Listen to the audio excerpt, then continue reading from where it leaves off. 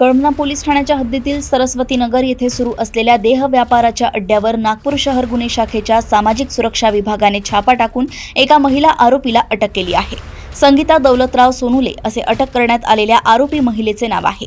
आरोपी महिला स्वतःच्या आर्थिक फायद्यासाठी महिलांना कमी वेळेत जास्त पैसे कमवण्याचे आमिष दाखवून त्यांना देह व्यापाराकडे प्रवृत्त करत होती व ग्राहक उपलब्ध करून देत होती।